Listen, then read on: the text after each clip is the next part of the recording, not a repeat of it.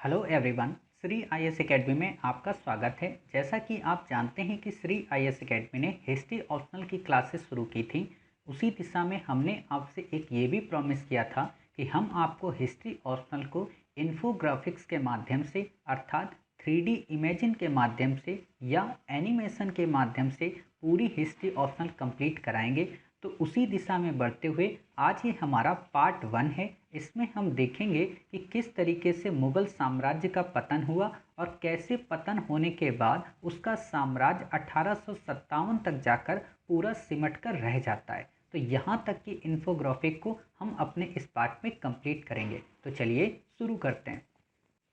जैसा कि आप देख रहे हैं कि इसमें हमने लिखा है इन 1494 में बाबर आता है, कैसे वो दिल्ली को 1526 में काबिज करता है और फिर किस तरीके से 1707 तक औरंगजेब की मृत्यु तक 1857 तक मुगल सत्ता विद्यमान रहती है।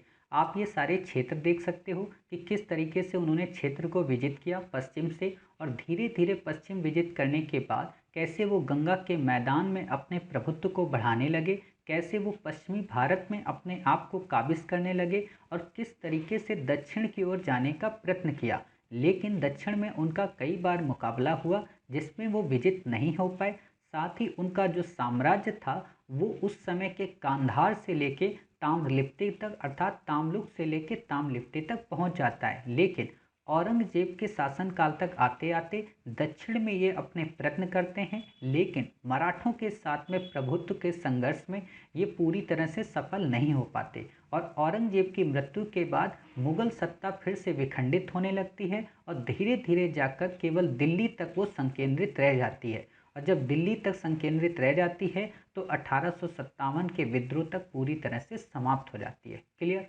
तो इस तरीके से आपने इस पूरी क्लास को देखा। उम्मीद है आपको समझ में आया होगा। मिलते हैं अपने अगले पार्ट में। तब तक अपना ख्याल रखिए और स्वस्थ रहिए।